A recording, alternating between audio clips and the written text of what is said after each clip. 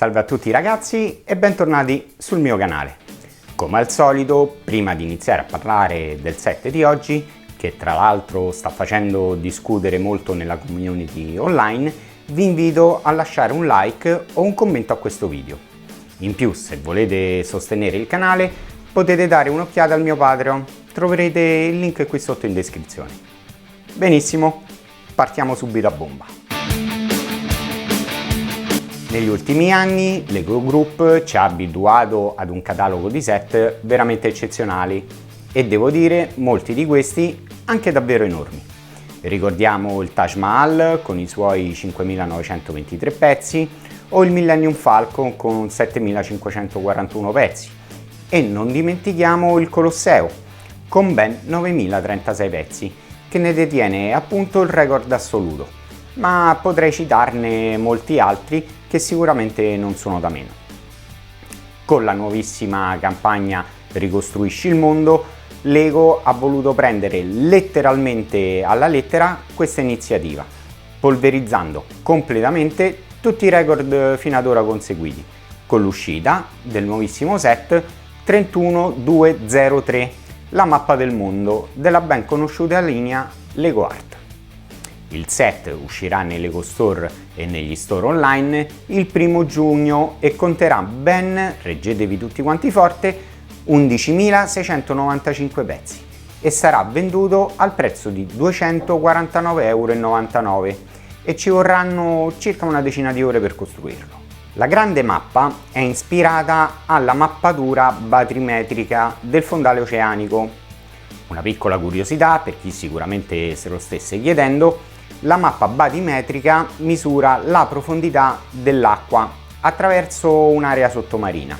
È molto simile ad una mappa topografica, tranne per il fatto che le caratteristiche fanno riferimento ai fondali acquatici. Può usare varie rappresentazioni, inclusi colori e linee di contorno. Bene, detto questo, addentriamoci nei dettagli del box. Il set è un 18+, la grafica sul davanti corrisponde a ciò che abbiamo visto in altri set Lego Art, testo in grassetto lungo il bordo sinistro e alcune inquadrature nel riquadro in basso che mostrano le build alternative. Il retro della scatola mostra il modello completato, dandoci un'idea di quanto spazio richiederà per essere posizionato. Vengono evidenziate le 3 configurazioni per la mappa con le dimensioni del set che sono 104 di larghezza e 65 di altezza, oltre a un'immagine grande lungo la destra che invita a personalizzare gli oceani e come gli altri set Lego Art c'è una colonna sonora che puoi ascoltare durante la costruzione, con storie di viaggio di una vasta gamma di collaboratori. L'interno del box, che viene rivelato rimuovendo la parte superiore della scatola, evidenzia subito un'accurata suddivisione degli spazi. Una prima confezione posta alla base contenente le 40 Brick Technic 16x16, una seconda confezione al centro contenente il manuale di istruzioni ed i pezzi che andranno a completare il telaio, suddivise in 9 buste non numerate, mentre ai lati il resto delle 14 buste, anch'esse non numerate, dal momento che comprendono tutti gli elementi divisi per colore. I colori utilizzati per questa build sono ben 10, tra cui 2 nuove tonalità di verde, che sicuramente tutti quanti apprezzeranno. Novità di questo set sono 2 tile stampati 1x8 che verranno utilizzati come guida per i colori durante la build, ed un simpaticissimo piede di porco dorato per aiutare con la rimozione delle parti, assieme ad un separatore.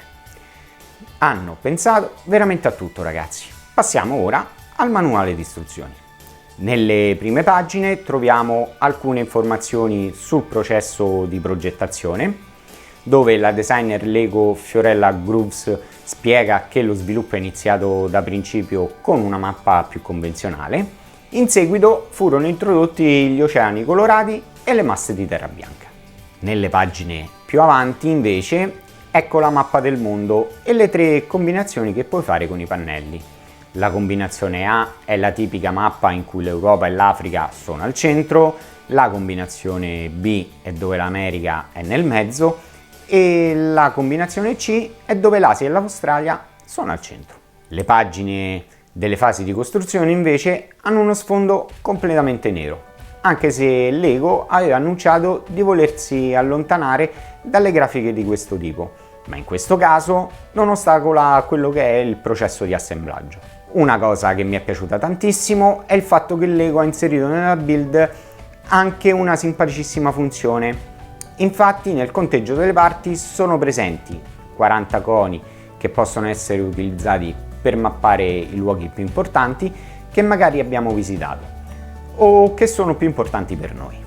Per quanto riguarda invece le fasi di costruzione, non ci sono passaggi significativi a riguardo, in quanto dopo aver deciso quale delle 3 configurazioni vogliamo costruire, si passa subito alla realizzazione di ogni singola sezione, per poi essere unita alle altre tramite un sistema di perni sempre Technics sui lati. Ho notato con piacere l'effetto tridimensionale che si è voluto dare per la realizzazione delle aree terrestri utilizzando i soli stud.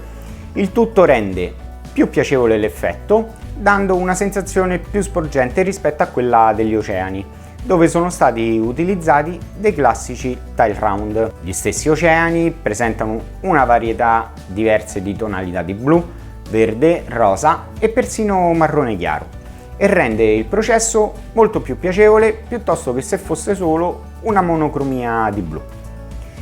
Il tutto si conclude con una cornice bianca lungo tutto il bordo della build ed una serie di ganci per appendere la nostra art al muro. Ok, siamo ormai alle conclusioni e quindi diamo un'occhiata al modello finito. Partiamo da un presupposto: rappresentare la Terra tridimensionalmente su una superficie bidimensionale non è lavoro da poco. Infatti, quando proiettiamo la superficie sferica della massa terrestre su una superficie piana, le forme e le dimensioni reali vengono distorte. Quindi la stessa è stata modificata e riadattata per poi ottenere quello che è l'effetto che abbiamo visto. Quindi trovo inutile alludere ad alcune imperfezioni, come ad esempio la Groenlandia è più piccola, l'Italia è pressoché inesistente, l'Islanda è completamente imbarazzante. Voglio elogiare il lavoro dei designer ed apprezzarne veramente l'idea, il significato, ma soprattutto l'originalità di tutto il progetto. E poi ragazzi, con tutta la fantasia che abbiamo, sono sicuro che una volta acquistato, chiunque si divertirà a stilizzarlo in base ai propri gusti. Ah, naturalmente io lo acquisterò di sicuro. Ragazzi, anche oggi il video è finito. Io vi ringrazio e ci vediamo alla prossima recensione.